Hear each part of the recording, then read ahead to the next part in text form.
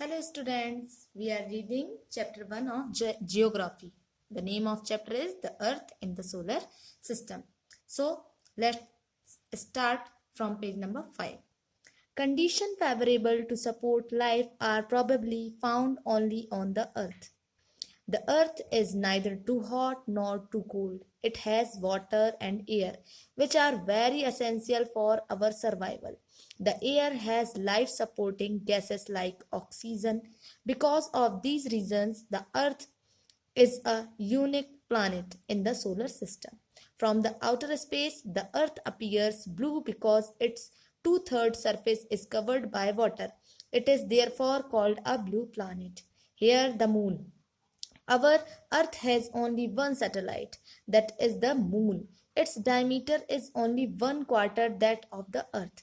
It appears so big because it is nearer to our planet than other celestial bodies.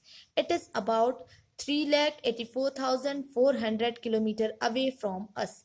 Now you can compare the distance of the Earth from the Sun and that from the Moon. Here, see the pic. The moon as seen from the space. Okay, the moon moves around the earth in about 27 days. It takes exactly the same time to complete one spin. As a result, only one side of the moon is visible to us on the earth. The moon does not have conditions favorable for life. It has neither water nor air. It has mountains, plains and depressions on its surface. These cast shadow on the moon's surface. Look at the full moon and observe these shadows. Okay? तो हम पिछले video में अर्थ के बारे में पढ़ रहे थे. अर्थ जो है तीसरा सबसे पास वाला प्लैनेट है सन के. ठीक है. और अगर साइज की बात की जाए तो अर्थ जो है वो 5th लार्जेस्ट प्लैनेट है. ओके. और ये जो पोल्स पर है, पोल्स पर क्या है? फ्लैट है. ठीक है. इसीलिए अर्थ को क्या कहा गया है? जियोइड भी कहा गया है. ठीक है. तो अर्थ में जो कंडीशंस हैं वो फेवरेबल हैं इंसान के जीने के लिए. ठीक है. क्योंकि अर्थ न ज्यादा गर्म है न ज्यादा ठंडा है. यहाँ पर पानी भी है, वाटर भी है, यहाँ एयर भी है ना. तो हम लोगों के जीने के लिए, सरवाइव करने के लिए पर्याप्त है. ठीक है. जो जरूरी है.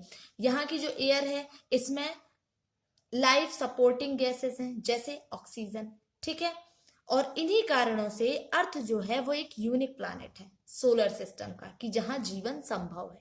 और अगर आप आउटर स्पेस से देखेंगे, अर्थ से बाहर निकलकर आउटर स्पेस से देखेंगे तो अर्थ जो है हमारा वो ब्लू दिखता है. क्यों दिखता है ब्लू?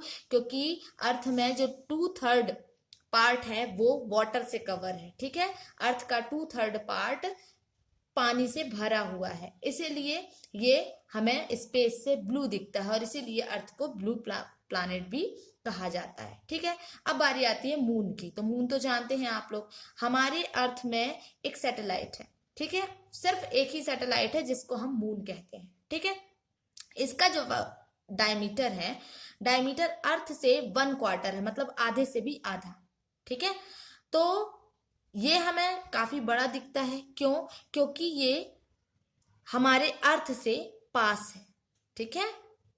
और दूसरी जो सेलेस्टियल बॉडीज हैं वो हमारे अर्थ से काफी दूर हैं, इसलिए वो हमें बिल्कुल छोटी छोटी दिखाई देती हैं. तो जो अर्थ है, मून जो है वो हमारे अर्थ से 3,84,400 किलोमीटर दूर है. तो अब आप कंपेयर करें अर्थ से मून का डिस्टेंस और अर्थ से सन का डिस्टेंस. तो ज्यादा पास कौन है? ज्यादा पास सन है. ठीक है. तो जो मून है वो हमारे अर्थ का राउंड लगाता है और अर्थ का राउंड लगाने में उसे 27 डेज लगते हैं. ठीक है. एक राउंड लगाने में इसे 27 डेज लगते हैं. इसीलिए हम मून का सिर्फ 1 पार्ट ही देख पाते हैं. ठीक है. मून में वैसी कंडीशंस नहीं है जैसे हमारे अर्थ में है. अर्थ में जीने के लिए आपके पास ऑक्सीजन है, वाटर है, एयर है ना. ये सारी चीजें हैं. पर मून में कंडीशंस फेवरेबल नहीं है. वहां पर लाइफ संभव नहीं है. क्यों? क्योंकि वहां ना वाटर है ना एयर है. वहां सिर्फ क्या है? माउंटेन्स है, प्लेन्स है. प्लेन्स मतलब समतल भूभाग है. ठीक है. और बहुत सारे वहां पर गड्ढे हैं. उनके जो सरफेस, उनका जो प्लेन वाला जो एरिया, वहां पर गड्ढे ज्यादा हैं। ठीक है, अब यहाँ कुछ चीजें दी हुई हैं, सम फैक्ट्स दिए हुए हैं कि क्या आप जानते हैं कि सन की जो लाइट होती है वो हमारे अर्थ तक पहुंचने में, हमारी पृथ्वी तक पहुंचने में कितना समय लगता है? 8 मिनट्स लगता है। ठीक है, सन की जो लाइट की जो स्पीड है वो 3 लाख किलोमीटर पर सेकेंड है, और तब जाकर वो हमारे अर्थ में 8 मिनट में पहुंचता है। तो सोचिए सन कितनी दूर होगा हमारे अर्थ से। ठीक है, अब एक चीज और है, सबसे पहले जिसने चांद पर कदम रखा वो कौन था? नील आर्मस्ट्रॉन्ग थे। कौन थे? नील आर्मस्ट्रॉन्ग, जिनने 21 जुलाई 1969 को मून पर कदम रखा था। तो क्या आप बता सकते हैं इंडिया में किसने रखा था अपना, मतलब कौन सा इंडियन था जिसने फर्स्ट टाइम मून पर कदम रखा था? यस, राकेश शर्मा। ठीक है, यहाँ और भी कुछ चीजें दी हुई हैं कि सैटेलाइट क्या है? एक सेलेस्टियल बॉडी है जो कि प्लैनेट्स का राउंड लगाती हैं। जिस तरह प्लैनेट सन का राउंड लगाते हैं वैसे ही सैटेलाइट्स प्लैनेट्स का राउंड लगाती हैं। ठीक है, और ऐसी बहुत सारे ह्यूमन मेड सैटेलाइट्स भी हैं जो साइंटिस्टों के द्वारा डिजाइन की गई हैं और उन्हें स्पेस पर भेजा गया है by help of rocket. Okay, तो ऐसे कुछ इंडियन सैटेलाइट कौन कौन से हैं? इनसैट है, IRS है और एड्यूसैट है। Okay, now, asteroid. Apart from the stars, planets, and satellites, there are numerous tiny bodies which also move around the sun. These bodies are called asteroids. They are found between the orbits of Mars and Jupiter. Scientists are of the view that asteroids are parts of a planet which exploded many years back. Now, meteoroids. The small pieces of rocks which move around the sun are called meteorites. Sometimes these meteorites come near the earth and tend to drop upon it. During this process, due to friction with the air, they get heated up and burn. It causes a flash of light, sometimes a meteor without being completely burnt falls on the earth and creates a hollow. Do you see a whitish broadband like a white glowing path across the sky on a clear starry night? It is a cluster of millions of stars. This band is the Milky Way galaxy. Our solar system is a part of this galaxy. In ancient India, it was imagined to be a river of light flowing in the sky. Thus, it was named Akash Ganga. A galaxy is a huge system of billions of stars and clouds of dust and gases. There are millions of such galaxies that makes the universe. It is difficult to imagine how big the universe is. Scientists are still trying to find out more and more about it.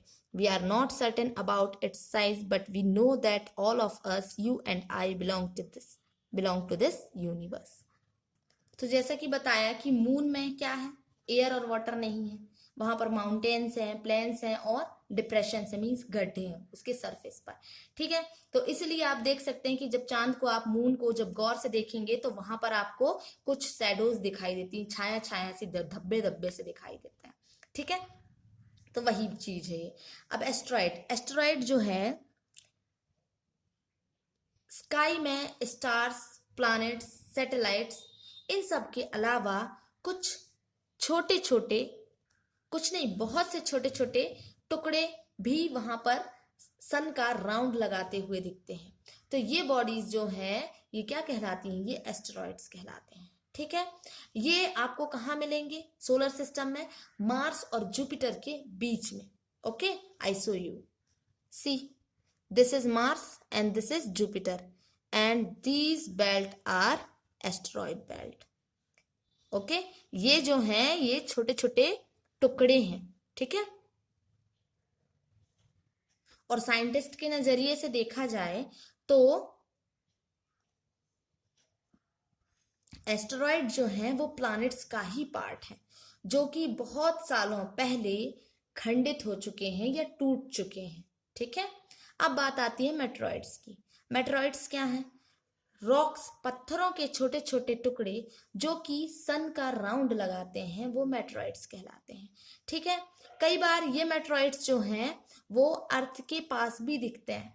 ठीक है, और अर्थ के पास आकर कई बार आपने आसमान में कभी देखा होगा कि अपन कहते हैं ना कि तारा टूट गया, बोलते हैं ना, वो सब क्या है? वही चीजें हैं, ठीक है। वो टूटकर नीचे गिर जाते हैं। टूटकर गिरना मतलब वो हीट होते हैं, हीटेड होते हैं, गर्म होते हैं, जलते हैं, और जलते हुए वो नीचे अर्थ पर आ गिरते हैं। और जब अर्थ पर गिरते हैं तो वहां पर क्या हो जाता है, गड्ढा हो जाता है, होलो खोखला गड्ढा हो जाता है, ठीक है। अब आपने कभी स्काई में व्हाइटिश ब्रॉडबैंड देखा है?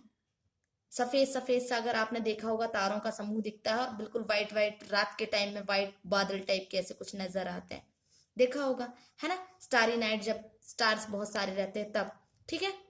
आप देख सकते हैं यहाँ पिक्चर में, देखिए ये मिल्की वे, ये ओके। तो ये जो झुंड है ना, स्टारी नाइट में जो हमको वो पथ दिखता है, एक रोड सी दिखती है वाइट वाइट वाइट वाइट, वो क्या होता है, वो स्टार्स का झुंड होता है, मिलियंस ऑफ स्टार्स का झुंड, बहुत सारे स्टार्स का क्लस्टर होता है, झुंड होता है, ठीक है। तो उस बैंड को, उस पथ को हम क्या कहते हैं, मिल्की वे गैलेक्सी कहते हैं, ठीक है। और हमारे सोलर सिस्टम का ये पार्ट है। तो प्राचीन भारत में कहा जाता था कि ये, प्राचीन एंशिएंट इंडिया में कहा जाता था, इसको माना जाता था कि आकाश में रिवर बह रही है, ठीक है। आकाश में रिवर बह रही है तो इसीलिए इसका नाम आकाश गंगा भी पड़ा, ठीक है। जो गैलेक्सी है, गैलेक्सी को ही हम आकाश गंगा कहते हैं, मिल्की वे वही है आकाश गंगा। तो गैलेक्सी जो है वो बहुत बड़ा सिस्टम है, ठीक है। वहां पर बिलियंस ऑफ स्टार्स हैं, बहुत सारे स्टार्स, क्लाउड्स हैं, बादल हैं, ठीक है, डस्ट है, गैसेस है, ठीक है। तो उन सब से मिलकर वो पथ तैयार होता है, ठीक है। और ऐसे ही मिलियंस गैलेक्सी मिलकर यूनिवर्स बनाती हैं। यूनिवर्स मीन्स ब्रह्मांड बनाती है। तो ये इमेजिन कर पाना कि यूनिवर्स है कितना बड़ा, ये पॉसिबल नहीं है, बहुत मुश्किल है। लेकिन फिर भी साइंटिस्ट कोशिश कर रहे हैं इसके बारे में जानने की, ज्यादा से ज्यादा जानने की। अब हम इसके साइज के बारे में तो नहीं जानते कि यूनिवर्स है कितना बड़ा, पर हम इतना जरूर कह सकते हैं कि हम इस यूनिवर्स में रहते हैं, ठीक है।